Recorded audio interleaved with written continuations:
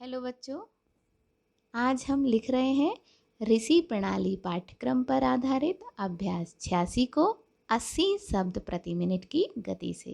Ready, start. Netaji Shri Subhash Chandra Bose ने आज़ाद हिंद फौज या इंडियन नेशनल आर्मी का निर्माण करके आज़ादी की जो तीव्र लहर लहरा दी है, वह केवल भारतवर्ष के लिए ही नहीं बल्कि संसार की समस्त विजित देशों की प्रजा में नवीनतम स्फूर्ति और जागृति पैदा कर रही है। इसकी जितनी भी बड़ाई की जाए वह कम है। यह जन क्रांति भारत के अंदर बच्चों बच्चों के मुँह पर जय हिंद के नारों से गूंज रही है। इसके लिए आपने भारतवर्ष के बाहर यानी रूस, जर्मनी, जापान, इटली, चीन, श्याम, मलाया और बर्मा के अंदर कुछ चुने हुए देशभक्तों को लेकर सेनाएं भी तैयार की हैं, जिनमें से मुख्यतः नवयुवकों की सेनाओं के नाम सुभाष ब्रिगेड, जवाहर ब्रिगेड तथा नवयुवतियों की सेनाओं के नाम झांसी की रानी रेजिमेंट आदि रखा गया है। इसके संचालक क्रमशः कैप्टन शाहनवाज खां, कैप्टन सहगल तथा महिलाओं की सेना की प्रधान सेना नेत्री कुमारी लक्ष्मी हैं। इन सबके कमांडर हमारे पूज्य नेताजी हैं।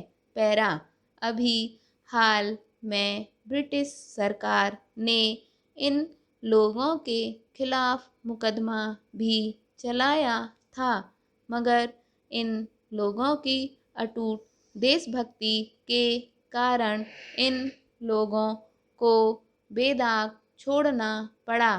आज के दिन हमारी अखिल भारतीय कांग्रेस कमेटी भी आज़ाद हिंद फौज को भारतवर्ष के अंदर वही स्थान देना चाहती है जो कि इस समय अंग्रेजी फौज का है। अतः नेताजी का यह सराहनीय कार्य भारतवर्ष तथा संसार के इतिहास में स्वर्ण अक्षरों से लिखा जाएगा। जय हिंद।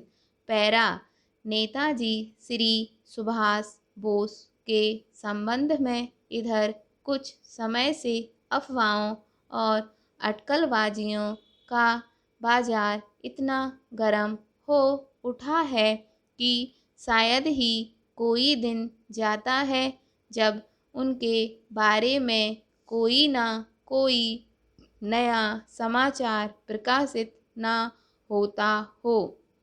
इनकी मृत्यु के समाचार सही हैं या नहीं, यह प्रश्न तो अब पीछे पड़ गया और जितनी बातें नई कही जाती हैं उनसे यही निष्कर्ष निकलता है कि नेताजी तो जीवित हैं ही, अब तो वे कहाँ हैं और कब प्रकट होंगे, यही आज कल की चर्चाओं का मुख्य विषय बन गया है।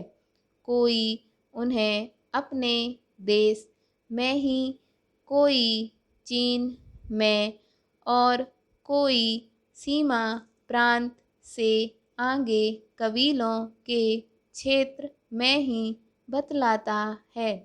इस प्रकार की अफवाहें फैलाना नेताजी के रहस्यपूर्ण, साहसी और निर्भीक व्यक्तित्व के अनुरूप ही है, और यदि इनसे हम किसी परिणाम पर पहुँचते हैं तो यह केवल इतना ही है कि श्री सुभाष बोस के जीवित होने में अब संदेह की गुंजाइश नहीं है और उनके स्वदेश में प्रकट होने का समय अब निकट आ गया है।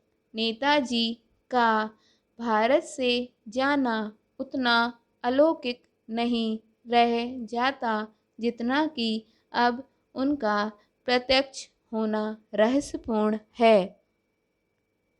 स्टॉप।